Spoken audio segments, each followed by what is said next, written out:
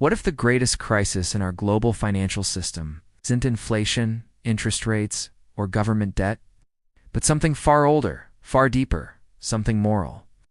What if a single philosopher, nearly 1,000 years ago, warned that money would someday lose its meaning? Society would split into winners and losers, and entire civilizations would decay because of politics or war, but because of a silent decline in honesty. And what if his warning is unfolding today? This is the story of Abu Hamid Al-Ghazali, mystic, jurist, economist before economics existed, and the man who saw something no one else of his era could see. A financial system with no morality becomes a machine that destroys the society that built it. But how did he reach this conclusion?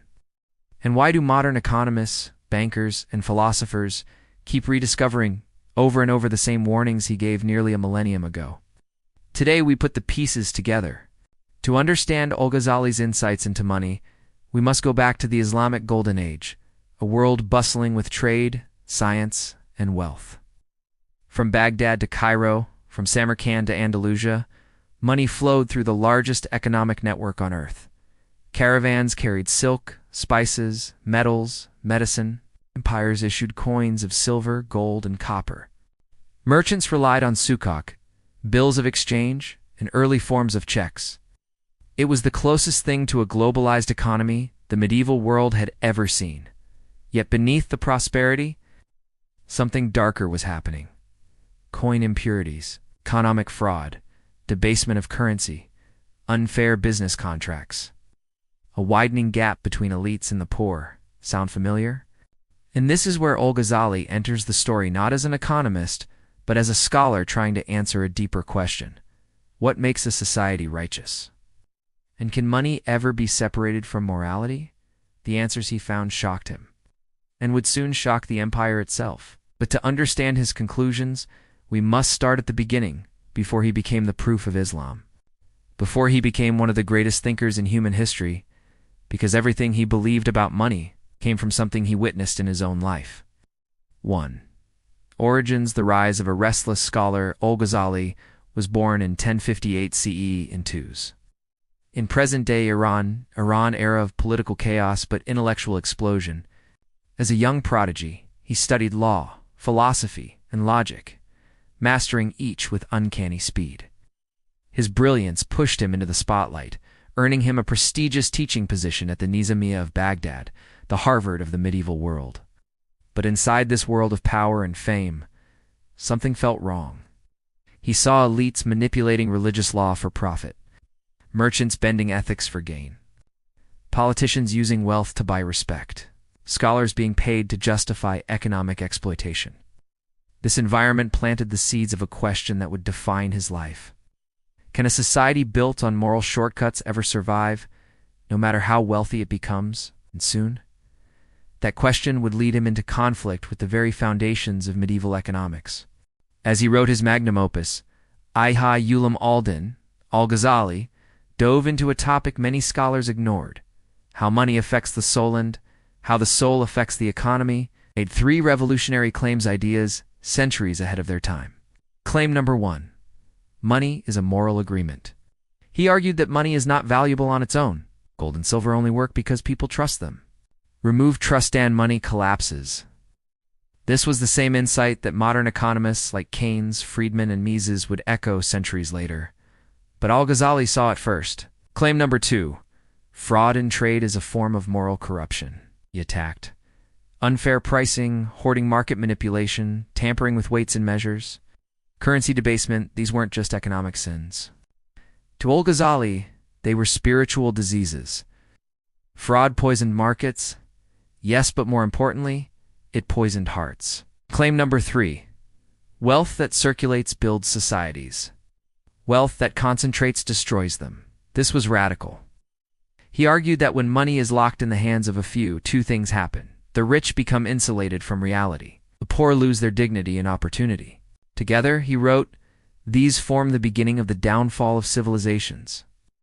Centuries later, historians studying fallen empires, the Romans, Byzantines, Mughals, Ottomans would find the same pattern. But the empire around him was not listening. By Al-Ghazali's time, the Seljuk Empire was facing a massive economic crisis. Silver mines were declining. Coin purity was collapsing. Counterfeiting was widespread. Local governors were shaving off coins to fund wars. Merchants distrusted the currency so much, they began using foreign coins, especially Byzantine gold dinars. The symbolic foundation of society money itself was cracking. Al-Ghazali saw this crisis not only as economic instability, but as moral decay made visible. In his writings, he warned, "Trade without honesty becomes oppression. Money without trust becomes chaos. Wealth without purpose becomes idolatry." He even argued that a society with a corrupt financial culture would eventually lose its political stability, because governments rely on trust too.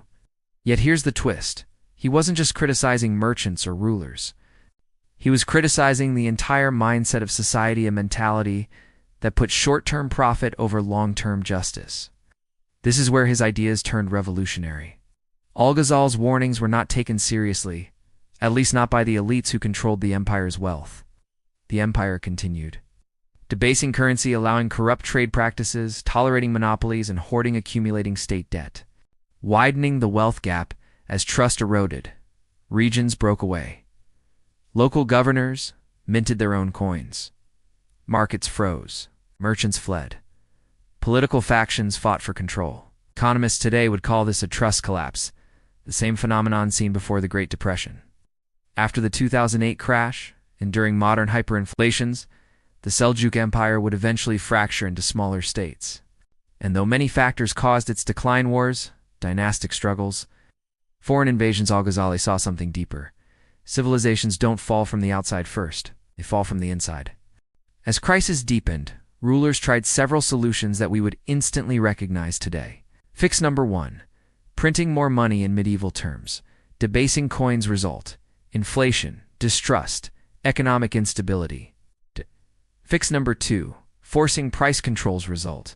Merchants hid goods, raised black market prices, or abandoned markets entirely. Fix number 3. Taxing the population harder. Result: people revolted, and productivity collapsed. Fix number 4. Blaming merchants or foreigners result: social division worsened. These responses shared one flaw. They treated economic symptoms, not moral causes. Al-Ghazali argued that without restoring honesty, fairness, and trust, no financial reform would last. And once again, history proved him right. Now here's where the story gets even more interesting. Because the patterns Al-Ghazali warned about almost 1,000 years ago are the same patterns emerging today. Let's compare them. Pattern 1. Debasement and inflation in Al-Ghazali's time. Coins were diluted with cheaper metals. Today, central banks expand money supply at unprecedented levels. Between 2020 and 2022, 35% of all US dollars in existence were created.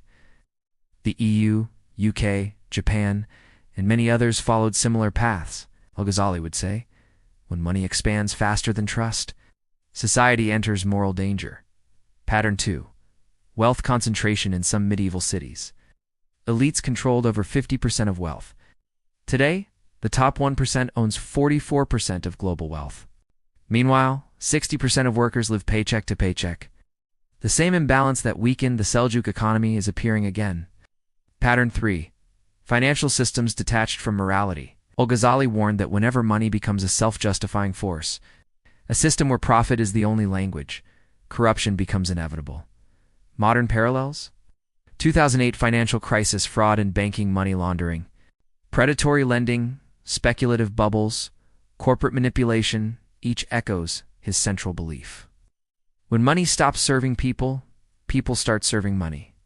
Pattern 4. The trust crisis, according to global surveys. Trust in banks has fallen to historic lows. Trust in governments is declining worldwide. 67% of people believe the system is rigged, Al-Ghazali would say. No economy can survive without trust, no matter how sophisticated. He would argue that our crisis is not primarily financial but moral. After studying the warnings of Al-Ghazali, the failures of the Seljuk Empire, and the repeating patterns in our modern world, what can we conclude? Here are the 3 lessons his legacy demands we remember. Takeaway 1. Money is built on trust. And trust is built on morality. You can print money, you can regulate markets, you can change interest rates. But you cannot force people to trust a system they believe is rigged. Without ethical foundations, economies decay from the inside.